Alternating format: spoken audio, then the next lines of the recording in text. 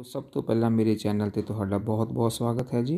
ਵਿਦਿਆਰਥੀਓ, ਅੱਜ ਦੀ ਵੀਡੀਓ ਵਿੱਚ ਆਪਾਂ 9ਵੀਂ ਕਲਾਸ ਦਾ ਹਿੰਦੀ ਵਿਸ਼ੇ ਦਾ ਇੱਕ ਸੈਂਪਲ ਪੇਪਰ ਸੋਲਵ ਕਰਾਂਗੇ ਜੀ ਸਤੰਬਰ ਪ੍ਰੀਖਿਆ ਲਈ। ਤੇ ਵਿਦਿਆਰਥੀਓ, ਅੱਗੇ ਚੱਲਣ ਤੋਂ ਪਹਿਲਾਂ ਜੇਕਰ ਤੁਸੀਂ ਮੇਰੇ ਚੈਨਲ ਨੂੰ ਹਜੇ ਤੱਕ ਸਬਸਕ੍ਰਾਈਬ ਨਹੀਂ ਕੀਤਾ ਤਾਂ ਇਸ ਨੂੰ ਸਬਸਕ੍ਰਾਈਬ ਜ਼ਰੂਰ ਕਰ ਦੇਣਾ ਹੈ ਜੀ। ਬੈਲ ਆਈਕਨ ਜ਼ਰੂਰ ਪ੍ਰੈਸ ਕਰ ਦੇਣਾ ਹੈ ਤੇ ਬੈਲ ਆਈਕਨ ਨੂੰ ਪ੍ਰੈਸ ਕਰਕੇ ਜੋ ਆਲ ਦਾ ਨੋਟੀਫਿਕੇਸ਼ਨ ਹੈ ਉਸ ਨੂੰ ਜ਼ਰੂਰ ਔਨ ਕਰ ਲੈਣਾ ਹੈ ਤਾਂ ਜੋ ਮੇਰੀ ਹਰੇਕ ਨਵੀਂ ਵੀਡੀਓ ਦੀ ਨੋਟੀਫਿਕੇਸ਼ਨ ਤੁਹਾਨੂੰ ਸਭ ਤੋਂ ਪਹਿਲਾਂ ਮਿਲ ਸਕੇ। तो आ हुण आपां एक एक करके सारे ही क्वेश्चनस नूं सॉल्व करते हैं जी। सुनो, पहला क्वेश्चन है जी, हिंदी भाषा की लिपि कौन सी है? तो इसका आंसर आ जाएगा जी देवनागरी। अपने पास अनुनासिक वाला शब्द चुनकर लिखें, तो वो इसमें है जी दांत।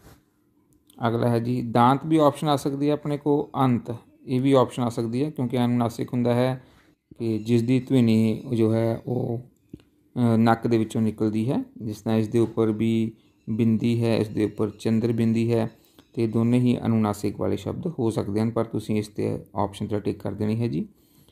इन वर्णों को जोड़कर बनने वाला शब्द चुने, तो वो आएगा जी इच्छा।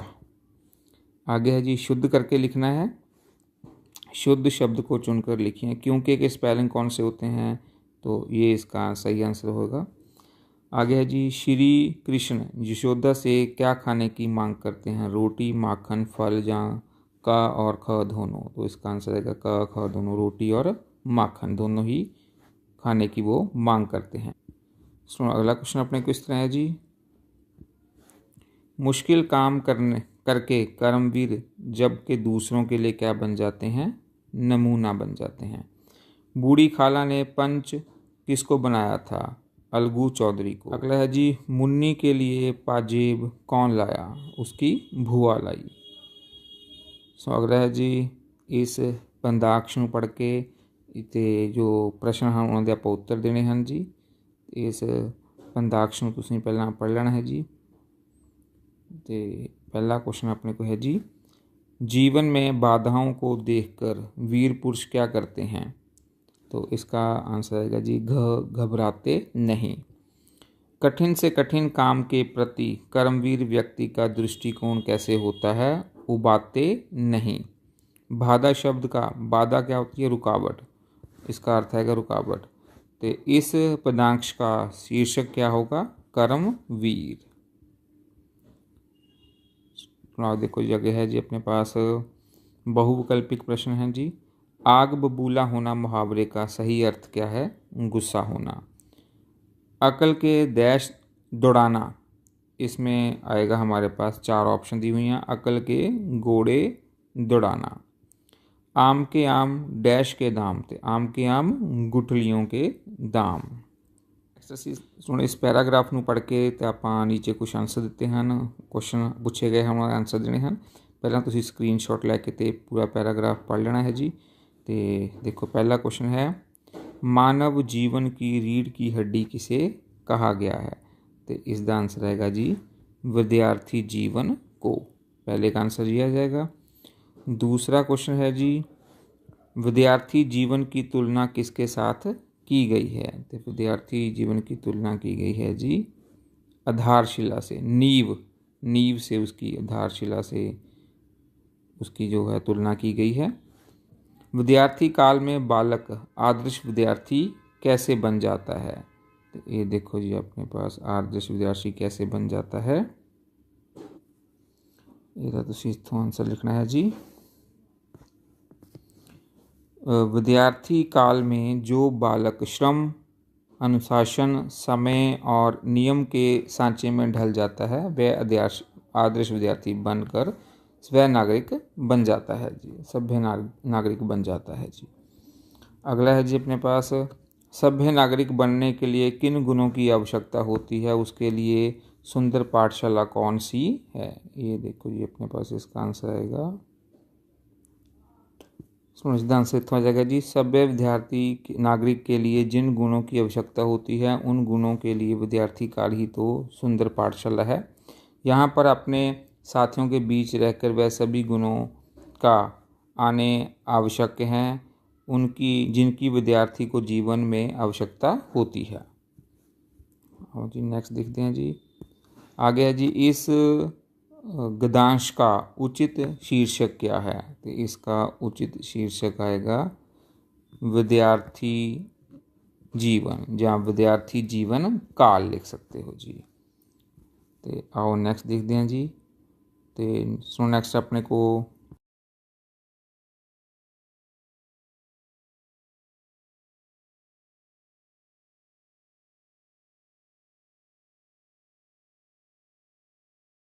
है जी, मृत्यु शब्द का तत्दव शब्द क्या होगा? तो उसका होता है जी मौत। आत्मा शब्द को शुद्ध करके लिखना है तो वो आएगा जी आत्मा। ग्वाला शब्द का बहुवचन ग्वाले। बालिका, बालक शब्द का लिंग बदल के आएगा बालिका। बेतहाशा शब्द के उपसर्ग और मूल शब्द को अलग से अलग करके लिखिए तो आएगा बे अलग आ जाएगा तहाशय। सो नेक्स्ट है जी, आप क्या काम करते हैं? तो विराम चिन्ह लगाकर दोबारा लिखें। विराम चिन्ह इस तरह लगाना है जी, इत्थे देखो अपने को आप तो बाद इत्थे कॉमा पै जाएगा तो इत्थे क्वेश्चन मार्क लग जाएगा जी। तो आओ नेक्स्ट देखते हैं जी। नेक्स्ट है जी, निम्नलिखित प्रश्नों के उत्तर एक या दो वाक्य में दें।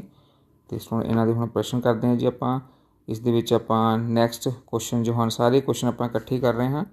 ਫਿਰ ਉਸ ਤੋਂ ਬਾਅਦ ਇਹ ਵਾਲੇ ਕੁਐਸਚਨ ਕਰਨੇ ਹਨ ਜੀ। ਇਹਨਾਂ ਵਿੱਚ ਆਪਾਂ 3 ਪ੍ਰਸ਼ਨਾਂ ਦੇ ਉੱਤਰ ਦੇਣੇ ਹਨ ਤੇ ਅਗਲੇ ਵੀ ਆਪਣੇ ਕੋਲ ਪ੍ਰਸ਼ਨ ਉੱਤਰ ਹੀ ਹਨ।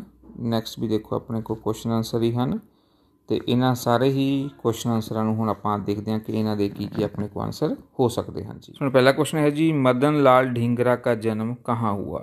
तो आंसर आएगा मदन लाल ढींगरा का जन्म सन 1887 ईस्वी को हुआ। अगला क्वेश्चन है जी, अकबर ने कितने वर्ष की उम्र में अपने पिता के दुश्मनों को हराया था?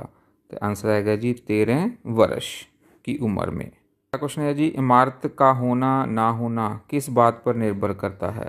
इमारत का होना ना होना इमारत की नींव की ईंट तथा उसकी मजबूती पर निर्भर करता है। क्वेश्चन है जी, शिवाजी पर स्त्री को किसके समान मानते थे? शिवाजी पर स्त्री को माता के समान मानते थे। सुनो अगला क्वेश्चन इस तरह है जी, शिवाजी ने अपने सेनापति की गलती पर सूबेदार की पुत्र वधू से किस प्रकार माफ़ी मांगी? शिवाजी ने कहा, माँ, शिवा अपने सेनापति की इस हरकत पर आपसे माफ़ी मांगता है। आप एक माँ के समान पूजनीय हैं। यदि मेरी माँ आप जैसी सुंदर होती तो मैं भी सुंदर होता। मैं आपकी सुंदरता का हिंदू विधि से पूजन करना चाहता हूँ। सुनो अगला क्वेश्चन अपने किस तरह है जी, नीम की ईंट और कगूरे की ईंट दोनों क्यों वंदनीय हैं? नीम की ईंट जमीन के साथ 7 हाथ नीचे गड़कर इमारत की पहली ईंट बनती है। इसकी मजबूती पर ही इमारत निर्भर करती है। कगूरे की ईंट कट छटकर कगूरे पर चढ़ती है तथा लोगों को अपनी तरफ आकर्षित करती है, इसलिए दोनों ईंटें वंदनीय हैं। अगला क्वेश्चन है जी, अलगू चौधरी ने अपना क्या फैसला सुनाया? अलगू चौधरी ने अपना फैसला सुनाते हुए कहा कि उन्हें नीति और न्याय संगत ज्ञान होता है कि बूढ़ी खाला को माहवार खर्च दिया जाए। खाला की जायदाद में इतना लाभ अवश्य ही होता है कि माहवार खर्च दिया जा सके। यदि जुम्मन को फैसला नामंजूर हो तो संपत्ति की वह रजिस्ट्री रद्द समझी। अगला क्वेश्चन है जी, पाजेब कहाँ और कैसे मिली? पाजेब आशुतोष की भुआ के पास मिली। जब आशुतोष की भुआ घर आई और उसने आशुतोष को कहा कि जो कागजात वे मांग रहे थे वह सभी इसी बॉक्स में हैं, तभी उसने अपनी बास्केट की जेब में हाथ डालकर पाजेब निकाली और कहने लगी कि उस दिन भूल से ये पाजेब उसके साथ ही चली गई थी। प्रश्न है जी, जीवन में असफलताएं मिलने पर भी साहसी मनुष्य क्या करता है? साहसी मनुष्य असफलता से घबराता नहीं, उनका साहस के साथ मुकाबला करता है और आगे ही आगे बढ़ता रहता है। अगला क्वेश्चन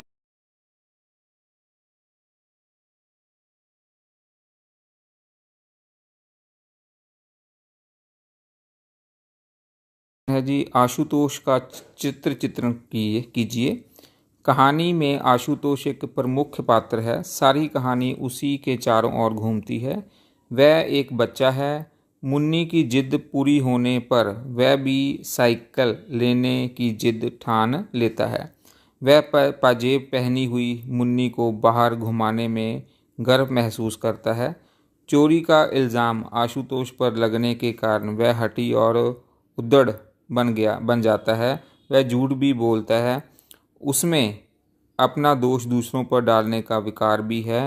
उसका चरित्र पूर्णतः मनोविज्ञान से प्रभावित है। अगला क्वेश्चन है जी, पंच परमेश्वर कहानी का उद्देश्य क्या है? पंच परमेश्वर कहानी एक आदर्शवादी कहानी है।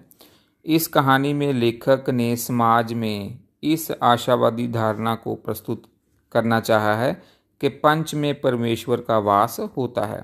पंच के मुख से निकलने वाला प्रत्येक वाक्य एवं शब्द परमात्मा का शब्द होता है।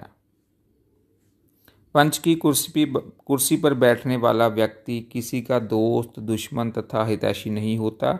वह तो केवल न्याय का हितैषी होता है। उसे न्याय तथा अपने कर्तव्य पालन की चिंता रहती है। अंत स्पष्ट है कि कहानी में न्याय संगत होना तथा कभी भी स्वार्थी ना बनकर निष्पक्ष भाव में रहने तथा निर्णय लेने को कहती है। क्वेश्चन है जी, साहसी व्यक्ति के कोई 5 गुण लिखिए। देखो जी, पहला गुण है जी, साहसी व्यक्ति इस बात की चिंता नहीं करता है कि तमाशा देखने वाले उसके बारे में क्या सोच रहे हैं। वह उन सपनों में भी रस लेता है जिनका कोई व्यवहारिक अर्थ नहीं होता है। वह कभी भी अपने सपने उधार नहीं लेता। वह सदा अकेला ही अपनी राह पर चलता है। वह कठिनाइयों से नहीं डरता है। वह पूर्ण रूप में निडर होता है। क्वेश्चन आंसर ਆਪਾਂ ਹੁਣ ਕਰ ਲਏ ਹਨ ਤੇ ਆਓ ਹੁਣ ਨੈਕਸਟ ਦੇਖਦੇ ਹਾਂ ਜੀ ਆਪਾਂ निम्नलिखित में से किन्हीं 5 पंजाबी वाक्यों का हिंदी में अनुवाद करना है जी। तो ये देखो अपने को 6 लिखे हुए हैं। इन्होंने 6 ਦੇ ਵਿੱਚੋਂ ਆਪਾਂ 5 ਦਾ अनुवाद लिखते हैं जी। सुन पहला है जी, चंडीगढ़ पंजाब और हरियाणा की राजधानी है। चंडीगढ़ पंजाब और हरियाणा की राजधानी है। दूसरा है जी, मेहनती आदमी हमेशा सफल होता है। मेहनती आदमी हमेशा सफल होता है। तो आओ नेक्स्ट देखते हैं जी। अगला है जी, भारत को सोने की चिड़ी कहा जाता है। भारत को सोने की चिड़िया कहा जाता था। सानू प्रभु विच विश्वास रखना चाहिए है। हमें प्रभु पर विश्वास रखना चाहिए। तो आओ नेक्स्ट देखते हैं जी। तो 5th वाला है जी, कुछ पाने लिए कुछ गवाना भी पैंदा है। कुछ पाने के लिए कुछ खोना भी पड़ता है। तो इसमें पहले 5 आप कर ले हैं जी। तो इसमें आओ हम आप नैक्सट देखते हैं जी। नैक्सट अपने को है जी, एक पत्र लिखना है। तो इस आप लिख रहे हैं, अपने फुफेरे भाई को राखी भेजते हुए पत्र लिखें। एक ये लिखते हैं और दूसरा करेंगे इस लास्ट वाले में मोबाइल फ़ोन और विद्यार्थी। तो इस दे नाल ही अपना जो पूरा पेपर है वो कंप्लीट हो जाएगा। सुन जेकर वीडियो तुहानूं अच्छी लगी तो इसमें लाइक और शेयर जरूर कर देना जी। मेरे चैनल को सबसक्राइब कर देना तो बैल आइकन को भी जरूर प्रेस कर देना है जी। तो आ हुण जो अपने क्वेश्चन रह गए हैं आपां उन्हां नूं देख लेने हैं जी। सुन आ हुण एप्लीकेशन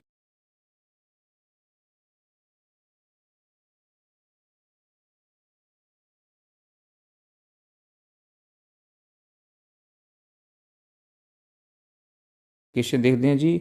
अपने फुफेरे भाई को राखी भेजते हुए पत्र लिखें। प्रिय फुफेरे भाई, नमस्ते, कैसे हो तुम? आज के इस विशेष अवसर पर मैं आपको राखी भेज रही हूँ। राखी का ये पावन त्यौहार हमारे परिवार के प्यार और एकता का प्रतीक है। ये हमारी बंधन की महत्वपूर्ण प्रतीत होती है और हमें हमारी बहन भाई की सजीव और गहरी दोस्ती को स्थायी बनाती है। मेरी इच्छा है कि ये राखी तुम्हारे जीवन में खुशियाँ और समृद्धि लेकर आए। मैं जानती हूँ कि हम दूर विचलित हैं, लेकिन हमारा रिश्ता हमें हमेशा एक साथ जुड़ा रहता है। कृपया इस राखी को पहन लो और अपने हृदय में मेरे लिए स्थान बनाओ। मैं तुम्हारे साथ हमेशा अच्छे समय की कामना करती हूँ और हम जल्द ही मिल सकें। फुफेरे भाई, तुम्हारे साथ बिताए हुए सभी पलों को याद करती हूँ और उम्मीद है कि हम जल्द ही एक साथ होंगे। आपकी बहन, नीचे स्टूडेंट अपना लिख देना है जी, आपकी बहन तो इत्थे अपना तुसी नाम लिख देना है जी। सो लास्ट अपने को है जी अनुच्छेद लिखना है जी, मोबाइल फ़ोन और विद्यार्थी। आज का युग संचार क्रांति का युग है। इस युग में मोबाइल हम सब की ज़िंदगी का प्रमुख हिस्सा बन गया है। आज मोबाइल ने प्रत्येक क्षेत्र में क्रांति ला दी है। समाज में प्रत्येक व्यक्ति अपनी अपनी आवश्यकता के अनुसार इसका लाभ उठा रहा है। आज विद्यार्थी वर्ग में मोबाइल अधिक प्रसिद्ध है। स्कूल, कॉलेज, विश्वविद्यालय, हर स्तर में विद्यार्थी की पहली पसंद मोबाइल है। आज मोबाइल का प्रयोग केवल परस्पर बातचीत के लिए ही नहीं किया जाता, बल्कि विद्यार्थी इसका प्रयोग इंटरनेट, ईमेल, चैटिंग आदि के लिए भी करते हैं। इससे घर बैठे इंटरनेट के माध्यम से संसार के किसी भी कोने की जानकारी ले सकते हैं। विद्यार्थी अपनी मनचाही सामग्री को डाउनलोड भी कर सकते हैं, इससे प्रिंट भी निकाल सकते हैं। आज मोबाइल जीवन के लिए इतना उपयोगी है कि उसका उतना हानिकारक भी है। कुछ विद्यार्थी ऐसे भी हैं जो मोबाइल का दुरुपयोग भी करते हैं। वह व्यर्थ में ही घंटों गप्पे हाँकते रहते हैं, एक दूसरे को संदेश भेजते के में समय गंवाते हैं, वह चैट करके अपना समय नष्ट करते हैं। ऐसे विद्यार्थियों को मोबाइल की उपयोगिता समझनी चाहिए, उनका दुरुपयोग ना करके केवल सदुपयोग करना चाहिए। होप सुन तुहानू सारे ही जो क्वेश्चन करवाए हैं वो अच्छी तरह समझ लग गए होंगे। जेकर वीडियो तुहानू अच्छी लगी तो इसमें लाइक करते शेयर जरूर कर देना, मेरे चैनल को सबसक्राइब कर देना तो बैल आइकन भी जरूर प्रेस कर देना। धन्यवाद।